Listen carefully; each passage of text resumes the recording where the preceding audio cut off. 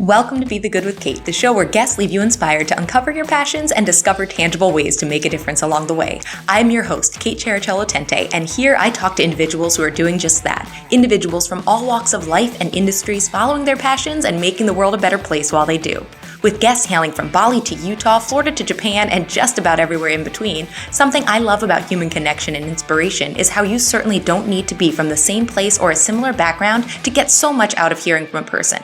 In fact, I think it is better that way. We notice how we as humans are so similar in so many ways, and how each of us has so much power to make a difference in our own lives and the lives of others. I hope you're inspired here to start, restart, or continue your journey of finding your passions and helping others along the way.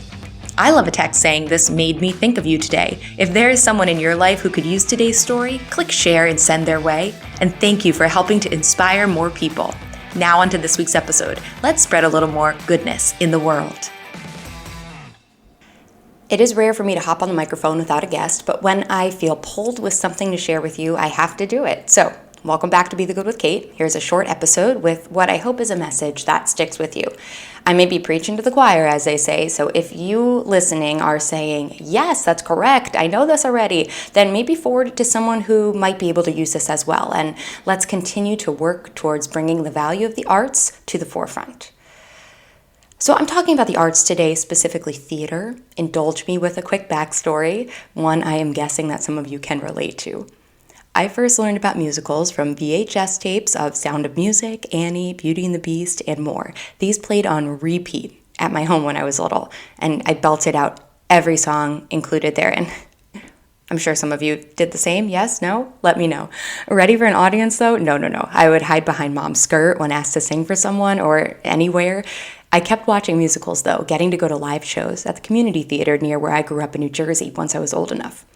Eventually, the ripe old age of 8, I had enough courage to do their summer workshop, and then I couldn't get enough.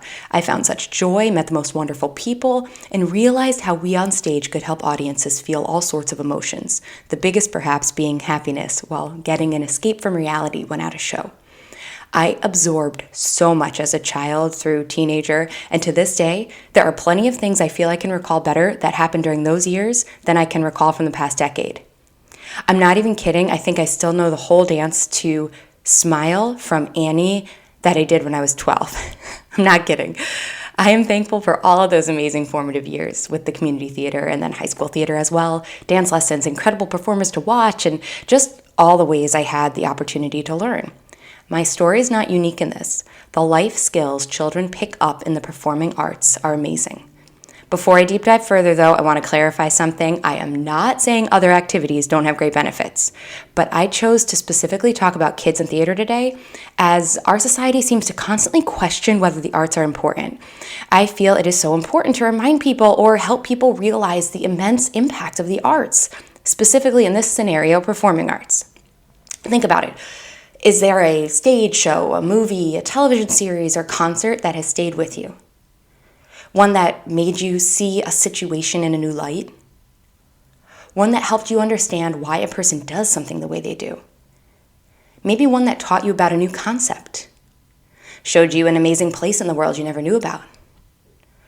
Helped you see something about struggling with a certain medical diagnosis? Or piqued your interest about a new subject or potential hobby?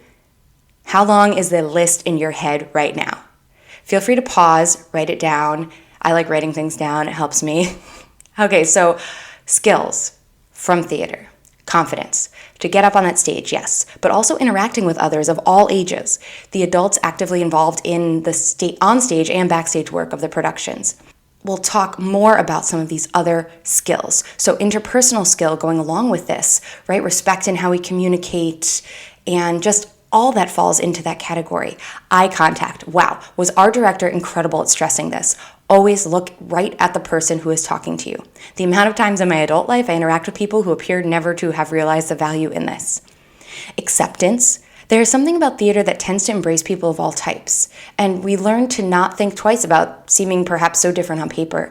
We were just all family and respected one another. Creative problem solving. I feel like that's a buzz phrase, but that out-of-the-box thinking, this is key in all subjects. Chemistry, geometry, physics, art class, gym, strengthening creative problem solving is a skill that has a measurable value throughout life. Saying we should, I say in quotes, focus on math and science and not the arts makes no sense. To be successful in one, we need the other as well. More benefits in a moment, but real quick, I'm definitely not saying children should all go out and be professional actors. No, definitely not. There are plenty of times I wonder why I have been pulled to this crazy industry as an adult. But then I go back to all of this. The inspiration, the helping audiences to see different perspectives, the telling of stories that need to be told. I could go on and on. Okay, let's give a few moments to the professional researchers. From a Forbes article titled, "Why Art is Vital to the Study of Science." And here is verbatim what they said. Science is a form of creation. The purpose of science is to understand the world and create within the world. One cannot create without creativity. The word creativity in itself has the word create, which means the two processes are interconnected. And then later on it says, the reason why art is necessary to science, because creativity involves imagination, and imagination is visualization. Things we are able to conceptualize, visualize, or imagine in our mind are the things we can also create if we have the tools to do so. Oftentimes, some of the greatest discoveries in science involved using some form of art. As one example, Charles Messier, I think that's how we pronounce the last name, a French astronomer from the 18th century, had a catalog of about 110 drawings from his journals. In his observation of the night sky in search of a wandering comet, Halley, he documented countless galaxies, clusters, and nebulae. Another example that is widely known to us is Leonardo da Vinci, who often used art as a way to underpin his imagination and abstract thoughts to reality. It has been found that many of his drawings and scientific ideas have resulted in practical inventions. So again, that was all from a Forbes article called "Why Art is Vital to the Study of Science." A New York Times article was titled, "Art is How We Justify Our Existence." I thought that was a really neat title. They explain, quote, "The appreciation of art is, more often than not, a communal experience. It brings us together when we go to museums, to openings, to concerts," and the article goes on. Something that I love, the National Endowment for the Arts, they mention on their pages is, quote, "The arts matter because they help us to understand how we matter." Another quote I love, "The arts matter because they help us to understand how we matter." I also learned that the National Endowment for the Arts has a monthly podcast called Quick Study that uses research to dive into the value of arts in everyday life. So if you want to find out more about all of this, check that one out. And then one more example, well, I guess it's many examples under one umbrella, is the Google AI search function result of why the arts are important. There's a whole list. Here are a couple of pieces on that "why is art important" list from Google's AI. Creativity, motor skills, cultural awareness. We didn't talk about that one. I love that. Let's see. Why is art important? Oh, it just repeated it. Sorry. Arts drive tourism and revenue. Improves your creative skills. Strengthens the economy. So some of these are repeats, but you get the idea in different words. Fuels creativity. Decision making. Confidence. Learning. Expression, supports emotional well-being, help you to learn visually. Arts improve healthcare. There's a whole other. So the list goes on. So any of those things that I just mentioned, if you Google those titles, you will find those resources. All right, back to childhood for a minute. I went from shy to confidently walking into any room. Even if I didn't feel so confident, I knew fake it till you make it real well. I still do, I think. I wasn't afraid to converse with people of all ages. I was granted leadership roles from a young age, adding to a sense of empowerment and confidence.